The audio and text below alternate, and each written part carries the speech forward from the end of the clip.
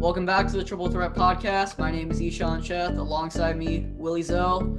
And today we have episode 6 of our quarterback rankings, and we have numbers 12 through 9. So we're moving into the top 10. We have some really exciting names to talk about and some really fun players that you love. I think your favorite player of all time is on this list. So be sure to stick around for the whole video, and remember to subscribe, like, and leave your thoughts in the comments below. And remember, if you haven't checked out the older content, check out the older 5 installments of the video, the NBA predictions, and some of our pack openings from our football cards and basketball cards. I will be hopefully getting a box sometime soon, so I'll be joining Will on this fun adventure of cards. So let's just get started, jump right into it. Joe Burrow at number 12. First of all, Why I do was you have him glad you're over, getting at the cards. Herbert? Why did you have Burrow over Herbert? I think it's a little harsh to say now that he's better than Herbert, but at the beginning of the season, there wasn't a question who was the better player, who was contributing to winning football, even with a much worse roster around him. Receiving, he might have had better receivers around him, but offensive line was dismal, defense was dismal, coaching was off, and they both had pretty bad coaching. But I think that before their injury, Joe Burrow was going to be having all the records that Justin Herbert was breaking. He was right ahead of him in all his statistical categories, ahead of him in wins. He was the one killing it out there. He looked calm, composed, collected, cool Joe Burrow. I mean, he was getting murdered out there. His offensive line gave him no time to throw. We'll get into a little bit of statistics. So the first thing I got to talk about is the injury. He just started walking again, praying for Joe Burrow. Let's get him well. And just, if they don't, I'll be really upset. So overall, I think he's just a great player, and he showed a lot during his rookie year just to provide that spark. People really thought he was just great. So I think that first looking at the statistics, he was 8th in intended air yards. So he was putting the ball on the field, but only having he was second or fourth lowest in the league on time to throw it. I think it was 2.3 time to throw. He was pushing the ball down the field with limited time to pass. Like, he was being really impressive. His intended errors to completion was much lower at 5.9, but if you look at his accuracy numbers, he was top notch, only having a 14.6 bad ball percentage. Like, he was placing the ball incredibly well. His placement was great, his touch was great. Overall, he just looked like a great composed passer. He was working with magic in the pocket, just showing off those Heisman moments that got in the Heisman last season. I think that if he just had any semblance of offensive line, he would be a lot better. I think that you got to get him a coach. Like, Zach Taylor has been all right, better than what I thought Zach Taylor would be. But, I mean, you look, I think they just beat the Texans. I don't think that's such a great matchup, but I don't want Joe Burrow to become the next Deshaun Watson, the next Andrew Luck. I need him to get some help around him. Don't make stupid trades. Get him some offensive tackle help. Jonah Williams, Sewell, that's a good tackle group you can build with. Get him some guards in the second round. You can get a lot of good guards. But his accuracy looked great. His touch looked great. His connection looked great. He just looked like a stud. He was contributing, winning football. He was being competitive. Overall, I thought Joe Burrow was really impressive. What did you think about Joe Burrow this season? Yeah, he really impressed me, and I feel bad for him just given the system that he's in and the lack of line help that he had, because I just felt every play he was getting pressured and he had to kind of rush and make decisions quickly, but that did kind of help him a little bit. I'm also praying for him. I hope he recovers well from his injury. I saw the video of him walking, and it looks like he is making strides, but I think that now it's about getting the right amount of talent around him. And I can say the same thing for Herbert, who hasn't had the best offensive line success. For a young quarterback, you need them to be protected. You don't want them to, want out due to the fact that they're getting banged up or that, you're not addressing their needs. Because at the end of the day, they're the focal point of this offense and the focal point of this team for most teams. So he really needs some help. Penei Sewell is a generational tackle prospect, one of the best since maybe Andre Smith. So they're right now slotted at pick 3. The first 2 picks are likely quarterbacks. So I think there's no need to trade down, no need to take Jamar Chase, get Penei Sewell, and worry about the rest of the offense later. A couple things before. First game should have won if it wasn't for Randy Bullock missing that field goal. They lost by 3. Then they lost by 5 to the Browns, who have a 10-win team. They could have won that game easily. He had to throw the ball 61 times. Tied the Eagles should have won that game. Then you look at they got convincingly beat by the Ravens. Then a 4-point loss to Indianapolis, who are a great team. A 3-point loss to Cleveland. A win over Tennessee. I mean, he was a really, really impressive quarterback. Only 5 interceptions, won every other game. And then there was just games like he was able to throw the ball 316 yards, 312, 3 games in a row of 300 yards, start a career, a 400-yard game. He was just lights out. 2,700 yards, 13 touchdowns, 5 interceptions in only 9.5 games. Really impressive stuff from Joe Burrow. I think the future is bright for him. I wouldn't rush him back for injury. Let him return. Let him be great. He's a stud, man. Absolute stud. And I know that you're probably a little biased as an LSU fan, but from what I've seen, I can't agree with you more. He's been doing very well. And yeah, just prayers up for the speedy recovery. So moving on, we have last year's MVP, Lamar Jackson. What are your thoughts on him this year? And would you say that it's been a regression? Uh, I'd say it's a little bit of a regression. I think more it's defenses knowing how to play him. You heard the clip where he was talking about how defenses were calling out the plays before they would run them. Like that's a little concerning for an offense that would get in your head. He's got no receiver help on the outside, but he hasn't even throwing receivers at this point. Like he's just throwing to tight ends, Mark Andrews, get it to your big guys, the guys that you trust. His accuracy's never been great, but I think that you did a lot of research on him, so I'll let you take over the Lamar Jackson train. I think he's a solid quarterback. His legs simplify the defenses. He's able to win games. He's a great quarterback. I think that he's not a top 5 quarterback, not a top 7 quarterback, but he's easily capable of being a top 10 quarterback. This season, there's just a lot of guys ahead of him that have taken that step in their career, and he's fallen back a little bit. So I think that you see a lot of development ahead of him that he's just kind of stagnated a little bit. So he's got the potential. He's got the talent. He's a great quarterback, but I think 11's a fair spot for him. I think so too. And we got to remember, he is still younger than Joe Burrow. He is a very young quarterback, and the accolades that he has already is very impressive for a guy that young and for a guy who plays the way he plays. And so just looking to the stats, he's 5th in intended air yards per attempt, but 12th in air yards gained per completion. That's a 2.1 yard difference, which is not the best considering guys like Drew Brees or Teddy Bridgewater have the difference in the 1 point something. So I think that having receiver help would help with that. And then his line is held up pretty well, even though Ronnie Stanley got hurt. Only 19.9 pressure percentage, which is towards the bottom of the league. But as we said, he is such a dynamic player. And even though he doesn't get pressured that much, he still scrambles the ball a lot. 41 scrambles, not as high as a guy like Deshaun Watson or Russell Wilson or even Kyler Murray for that matter. But he still attacks both in the air and on the ground.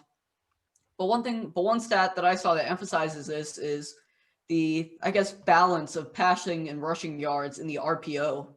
635 passing yards in the RPO, 485 rushing yards.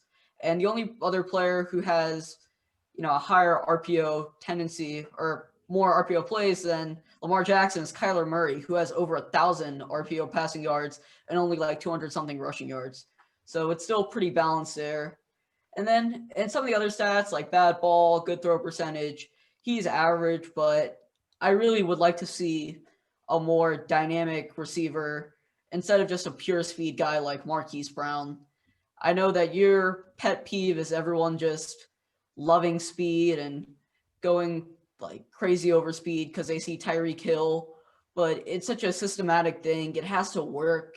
And Marquise Brown has not been the clear-cut number 1 receiver, and he's not been the answer that they thought that they could address. So Lamar Jackson, he's taken a bit of a step back. His leap was last year, while guys like Josh Allen, Kyler Murray, even Dak Prescott, it's been more this year.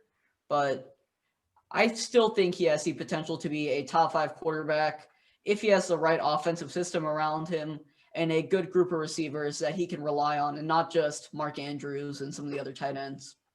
Yeah, I think last year he was around number 6 for me or number 5 for me. the top three is pretty solid for me. I don't think or top four is solid for me. I don't think you're really going to touch that group, even if you're an MVP Yeah. season, like Cam Newton had MVP season, Matt Ryan was MVP season, but they weren't the best quarterback in the league that year. I mean, Mhm. look at LeBron James, he'd be winning MVP every year for just giving it to the best player. So overall, I think he's a great quarterback. You can win a Super Bowl with him. I would pay him. He fits the system well. He fits the city well. He's a quarterback that I would pay. Yeah, and given how young he is, we talked about this a long time ago on another NFL episode when Mahomes got his 10-year extension. Is this a quarterback that you could give a extension to that's longer than maybe 5 years? I wouldn't personally. I think that a lot of risk about the NFL to move so quickly. And I think if you look at quarterbacks 10 years ago, they're not the same guys this season, quarterbacks now. It develops really quickly. You could have another revolution in the quarterback game, and I don't want to be left behind. I don't want to be tethered to my quarterback unless you have Mahomes. If you're just that generationally talented and that you can do everything, you're just that good. If you're not generational talent, uh, I don't want the NFL to pass me by. I want to keep some flexibility. Look at guys like Drew Brees have always been on like short 2-year contracts. Tom Brady, Aaron Rodgers, like they're never like tied down for more than 4 years to a contract. Yeah.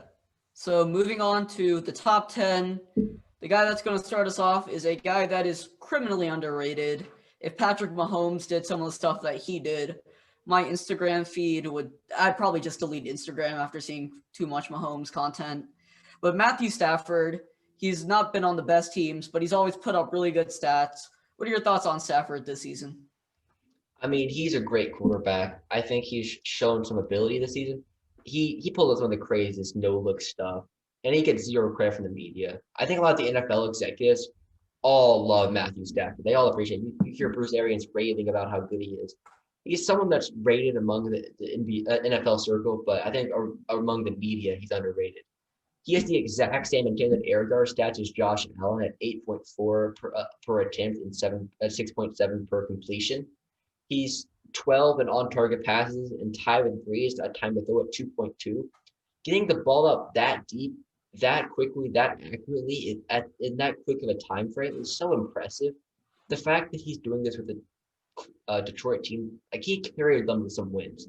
Like what he was able to do on that offense was just special because he can elevate that team. Like they won a game they shouldn't have. You look at they beat Arizona. They should have beaten New Orleans. New Orleans was sleeping and they took a huge lead on them. They beat Even the Atlanta Atlanta. game. Yeah. They could have won a lot more games.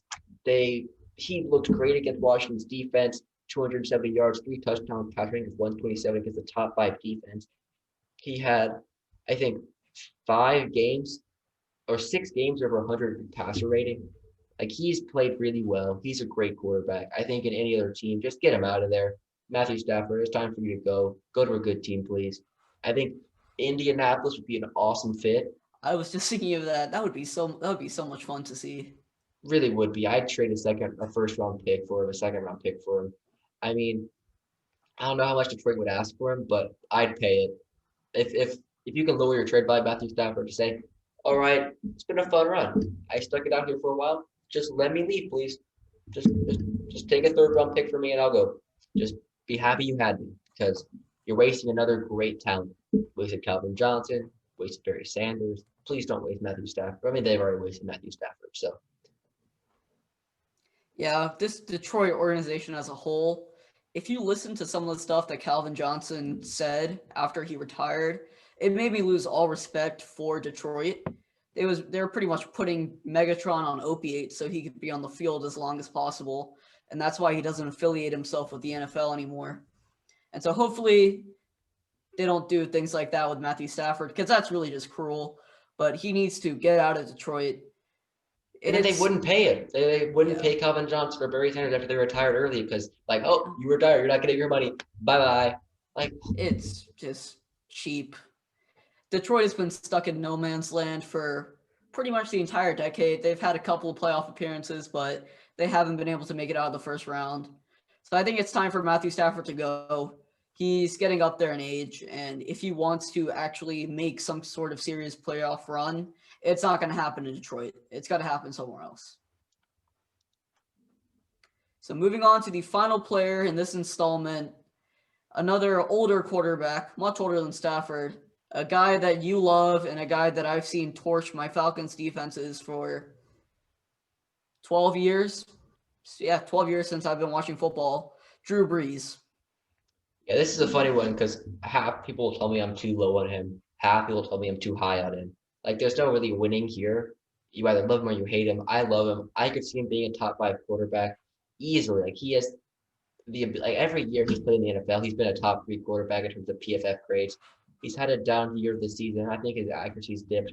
But let's get into the statistics. He's 31st in air yards. We know that he's not gonna push the envelope in terms of passing, but he's in ninth worst on completions. So I think it's like 25th on completions or 24th or 23rd on completions. Like, you look at that, you say, wow, he's not doing a lot on average, but when he's completing, he's better than a lot of people. Like, you say he's gonna dink and dunk you down the field, but he's not even the worst per completion. I think it's like 5.4, I think he is.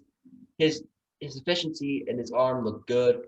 He is the most efficient quarterback of all time. He has he's had the chance to prove his arm talent. Like, he worked on his arm talent and his strength a lot this offseason. Like, you look at that 50-yard Emmanuel Sanders bomb. You look at that Austin Carr throw. He still has great placement.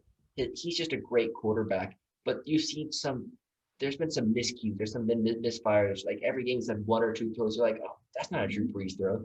So that's why he's fallen down from like a top 5 quarterback to a top 10 quarterback. But anyone who says he's not a top 10 quarterback is crazy. He has the lowest bad ball percentage in the league by a mile, by over 0.5%, 12% bad ball completion. He is leading the league in completion percentage again. He is just incredible. But you see, he's traded off arm strength for accuracy or accuracy for arm strength. He's only got 75% on target. So his placement isn't as elite as it has been, but it's looking a lot better now in that Minnesota game. When you have that run game like humming like it was, Kamara 6 touchdowns. I mean, also you have to look at he's been limited by the defenses. Defenses don't blitz him anymore because he just throws the ball too quickly, 2.2 seconds time to throw. Like, there's no point in blitzing because he's gonna get the ball before you could even, like, with no blocking, he can get the ball out faster. Like, there's just no point in blitzing him. And then you look at people aren't respecting the deep ball, so everyone's crammed in at the line of scrimmage, and he's still efficient, still great passing, even though defenses know what he's going to do. And then he hasn't had Thomas here's a list of all the receivers that have missed time this season. Michael Thomas, Emmanuel Sanders, Traquan Smith, Marquez Callaway, Deontay Harris.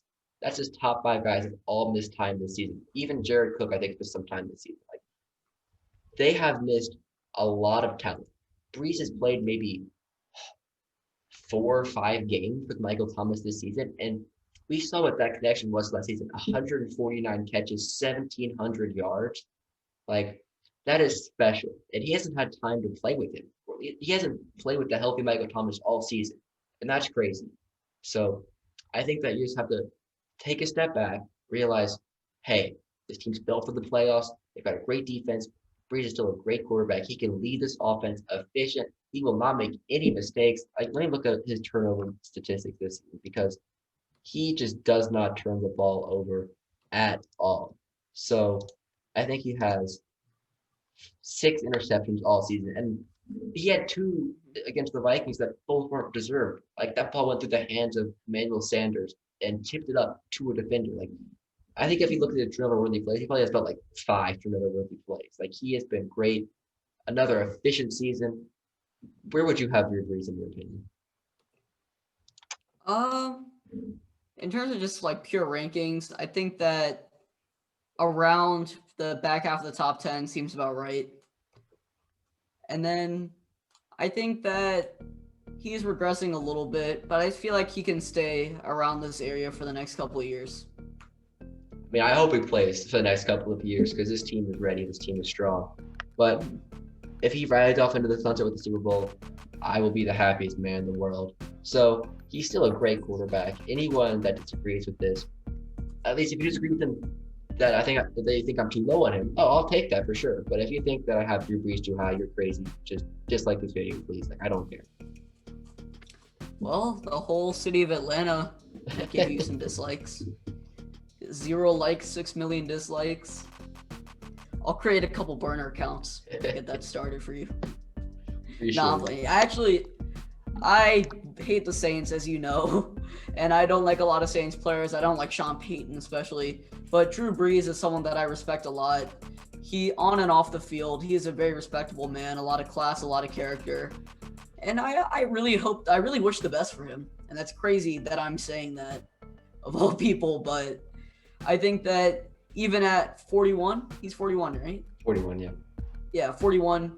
He's slowed down a little bit, but he has still maintained himself as an efficient and very solid quarterback that can win you games. And that's really all you need in the NFL with a team that talented around him. Yeah, the crazy thing is that people look at his last like 3-4 years that he'll see that, oh, he's dinked and dunked the ball a little bit. He's been a shorter passing game, a lot of the short intended air yard stuff, and then he got injured the past 2 seasons. So people look at him and say, oh, he's injury prone, he loves throwing the ball short. That's all he's been. Like people like love to make these generalizations off your Brees. Like he used to be like electric passer. I mean, you think you could dink and dunk your way to 5,000 yard seasons? Like, no, you can't do that. Yeah. And New Orleans has done a good job of getting talent to supplement his abilities and understanding where he is right now and where he'll be in the future. Michael Thomas is obviously great for him. Alvin Kamara has been amazing this season. So I think that New Orleans has done a good job. Why am I saying this? Oh my God, I must be sick. But that does conclude this episode 6 of the quarterback rankings, numbers 12 through 9. Joe Burrow, Lamar Jackson, Matt Stafford, and Drew Brees. Now we'll be entering the more elite quarterbacks, guys that are on championship contenders, mostly on championship contenders. Sorry, Deshaun. But we will be seeing some crazy stats and some really just great versatile quarterbacks. So stay tuned for that. Stay tuned for all the other position rankings. We got running backs coming up next, and we'll be doing every single position from all along the offense, all along the defense, and even kickers, maybe punters. So stay tuned for that. Make sure to subscribe, like, or dislike if you're too high on Drew Brees, and have a happy holidays.